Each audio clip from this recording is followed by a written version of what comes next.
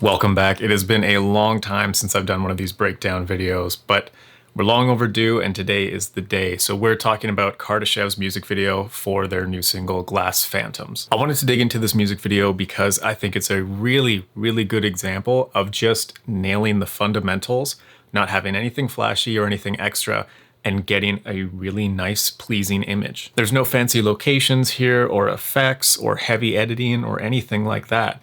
It's very bare bones and very simple, but I'm really happy with how it turned out. So today we're going to focus on a couple of those fundamentals, which will be placement, both of your talent and the lights, choosing your angles, and augmenting natural light. Now that you've seen some of the video, let's talk about the location itself and how we decide where to place the band and our lights as a result. For me, the decision's easy to make because I want to follow two fundamentals. First is the kind of lighting that I'm going for on my subject. And then the second is what's going to create the most physical depth on camera. I already know that I want to film this with a far side key light. If you're not familiar with what that means, this is the near side of my face because it's closest to camera. And this would be the far side of my face because it's furthest from camera. You can see here that I've got the light on the near side of my camera. So we would call that a near side key light because my main light source is on the near side. I like when it's the opposite. We bring that light around to the far side and I'm shooting into the darker side of the face where all the shadow detail is, with most of the light being on this side. I also know that I want to use this window here as a natural light source that we're actually going to see in frame. So if I want a far side key light, I need the band to be here and I need them to be facing into the opposite corner. And then that will solve that problem for me of where I want the band because I can arrange them based on the kind of lighting that I want. If you can plan your lighting first, then it's really easy to figure out where you want the band placed when you're working with natural light sources. Now that's great, but we still have one more question because that means I can film pretty much anywhere on this side of the band. So what's the best angle along that line to shoot from? Well, we could face directly against this wall here, but I find that shooting on a flat wall just gives you no physical depth. There's no sense of the size of the space or anything like that because it's just very flat as a background. Alternatively, we could go directly into this corner here. But if we have that corner right in the center, it does give us more physical depth because we can see those walls merging at the back, but it still doesn't give us a really interesting sense of space, and it's kind of unnatural to frame things up that way. It feels very intentional to have that sort of symmetrical composition. So what I like to do is shoot into a corner to still get that physical depth, but I'm going to take a couple steps to favor one side. So in the shot, we might see something like this. We see one wall a lot more than we see the other, instead of having an even balance of those two walls with the corner in the middle. It just looks more natural and it doesn't look so intentional. So walking into any space, I can adjust based on those two criteria, and it makes it a lot easier to figure out where my best camera placement is going to be. Now that I know where the band needs to be and where my camera needs to be, I need to think about this light source here. I want this to be my main light source, but I understand that the barn is going to be too dark for that light source to be enough to light everyone. We've got this one guitar player over on this side here, and he's probably 15, maybe even 20 feet away from that wall, and he's just not going to get the same amount of light as this bass player who's right next to the window. In order to figure out how to augment that natural light and push it a bit, let's take a second to visualize the problem here. This is the natural light fall off from the window. It's going to look something like this. The further away we get from the window, the less light that there is. If I don't have enough light all the way over here where my subject is going to be, then I need to make an adjustment. If I just put a light over on this side, then we have a very unnatural light curve that's going to look something like this.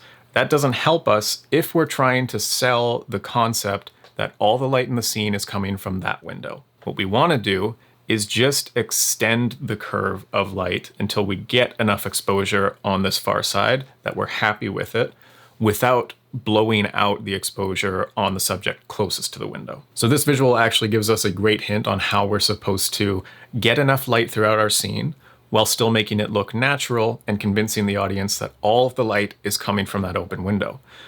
We add a little bit of light close to the window, close to that source, and then we need to add a lot more artificial light further from the source. Keep in mind, we also need to have this sort of even linear fall off. We don't want any unnatural looking curves or anything like that, because that will give it away. So How are we doing that?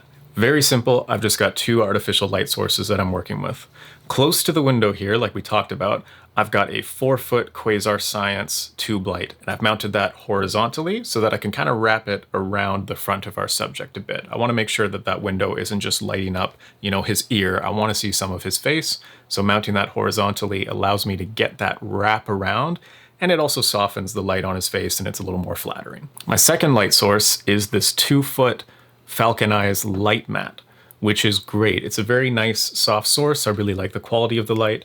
And what we're doing is putting it at about a 45-degree angle to our vocalist, who's going to be right here at the mic stand. And that's going to be the main light source, not just for him, but also the guitar player behind him. I'm going to be working with two subjects with that one light source. In order for this to look natural, we need to make sure, first of all, that the light is coming from the same direction as our natural light source. So the window's over here, we need to make sure that our lights are on the same side. There's kind of a balancing act here where I need to be able to see their faces. They need to be lit up well enough that we can really see the emotion in their performance.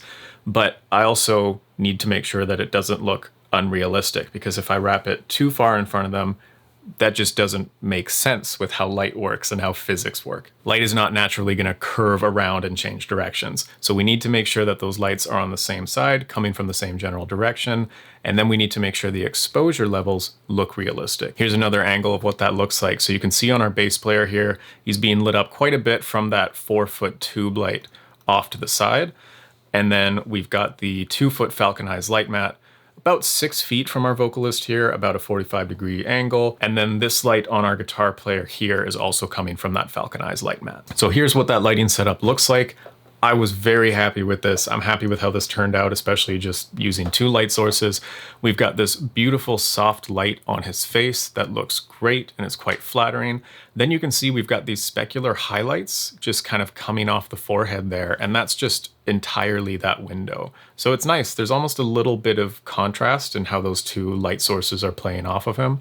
But again, we get this nice soft wrap coming around into the shadow side. And as a bonus, we've got that beautiful light triangle on the cheek that you may have heard of referred to as Rembrandt lighting. I love that look, so I'm very happy that we managed to get it here. What's great too is you can see that on this side here, there's a little bit of fill, but it's very natural looking because there is no artificial fill. We don't have a light on that side of him. We don't have a bounce board or anything like that. That's just the ambient light that's bouncing around in the barn. So it already looks natural and the fill is taken care of for us. Besides noticing that my monitor died at this point in the shoot, you'll probably notice that we've also added some haze here. And that was the last element that I wanted as part of these full band setups. That being said, it's not always an easy thing to make happen. And that is why we have this mess off in the corner here. This is essentially a tunnel that we built to put the hazer inside of. There's an opening over on this end where the haze is actually coming out of, and the hazer is actually shooting inside the tunnel in this direction. This might seem a little bit weird at first, but the reason for this is that before we built this tunnel, when we just had the hazer and we sprayed it, it was really clumpy and created these like really thick clouds that looked like cotton candy. And that's not what we're looking for. We're looking for something a little bit softer, a little bit more spread out and even. This might seem totally backwards to you, but there's a really good reason for this. When you're working with haze in an environment that has an open window or an open door or some sort of exit like that, the haze is going to be pulled in that direction. Problem was, it's pulling it so fast that the haze does not have time to dissipate and get the look that I want before it gets to that window. So building this tunnel serves two purposes. One, I get to shoot that hazer backwards away from frame so that it has time to declump, spread out, and then eventually come out that hole in the other side. But it's also helping us control the direction of that a little bit. You can see the direction is actually kind of towards this amp, which is not where we want it. I don't want it behind the amp at all, but it let it curve around so that even though it's starting here, it's going to come forward in the scene, but not so far forward that it's getting between me and the vocalist. Remember, we don't want the haze between the subject and the camera in this case, because we want his black level to be nice and deep. We don't want to wash out the image at all. We just want it for a little bit of background effect. Just take some supplies from around the set, build a little tunnel like this. It's going to give the haze time to dissipate if you want that non-clumpy look. and it helps you control the direction a little bit better. When we go in for our close-up shots, everything is essentially the same, but we are going to sweeten them up a little bit. The light's maintaining the same angle and distance from the drummer as it was from the vocalist, so we're getting a very similar look. And then we're also just eliminating any haze because he's so close to that background. Adding any haze is going to be very hard to control it just in the 3-foot range between him and that back wall. So we're just going without it. That's the full band setup all taken care of. And then we have a couple solo shots of our vocalist here. Again, we're doing the same lighting setup that we want. We have a far side key light on the far side of his face. And then we've got this little light triangle here, that same Rembrandt look. The only difference here is we've got him pushed up right against that window and we've taken away all of our artificial light sources. So this truly is just the natural light from the window. This is why nailing the fundamentals is so important. You can still get incredible images without having to get props, hire actors, use effects, anything like that. To me, this just looks beautiful. I'm really happy with how this turned out, and we didn't do much of anything to get it. Our last performance shot of the vocalist here, same thing, he's in the same position as the last one. We're shooting with an 85 because we really want to compress this background. You can see these trees here are huge in the shot.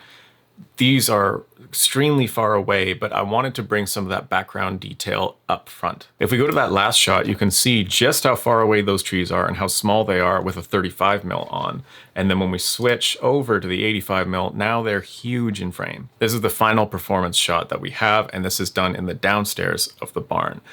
Some of the same principles apply, some of them don't here, and we had to make some adjustments. Once again, we're working with a lot of natural light here. So we've actually got a light source off screen here. There's a big gap in the wall, and that's providing his sort of main key on this side of his face. And then we've also got these windows here, which all have a sort of plastic film on them, which is really nice because you can't directly see the detail outside. Everything's kind of blurred, and it gives this really nice glow to it. If we take a look at the actual setup, you can see that off to the left, our light source is just behind this wall here, but it's not quite enough light. So what do we need to do? We need to push it a little bit further. We've got this quasar tube down here, lighting him up on this left side, just to push that natural light a little bit further through the scene. One problem that we have here though, is you can see we have no ability to have a far side key because I can't shoot into the shadow side of his face just because of the construction of the space itself. With this wall setup here, I can't swing the camera around to the side that I want to be on. We just cheated as much as we can. We have this light on this side. We're still lighting this side of his face, but I'm just trying to wrap around as far as I can to still get the composition that I want and still get the lighting setup I want. We've got this light forward just enough that it just catches the fretboard of the guitar. Lastly, let's talk about the color grade because in my opinion, it's doing a lot of the heavy lifting to make this a good looking video. If we look at the ungraded image here, I think it looks really bad. I think it just looks like a bunch of dudes playing in a barn. It doesn't set any sort of mood. It's not pleasing to look at in any way. But as soon as we add that grade, it really sets a very strong tone. What's great about it is that I'm only really doing 3 moves. I'm pushing some blue into the shadows, like you can see on the kick drum here and the bass amp. I'm pushing a little bit of green into the highlights, which might be a little bit tough to see because it is a little bit subtle, but if we A-B between the 2 images, you can see that there is some green in those highlights. And then the last thing I'm doing is we're taking the mid-tones, we're focusing on skin tones and the wood in the background here, and we're taking out that red a little bit, we're desaturating it and shifting it over more to the orange side. One more example of that here. Again, we've got the vocalist with the close-up. I'm happy with the shot, I'm happy with how everything looks, but as soon as we add that grade, once again, to me, it just looks so much more cinematic and really draws you in. It's a much more pleasing image to look at, if nothing else. I hope you can take some of the things that we talked about here and apply it to your own work. If there's anything that I missed or anything that you have questions about, please leave a comment and I'm more than happy to help. But otherwise, I will see you in the next video.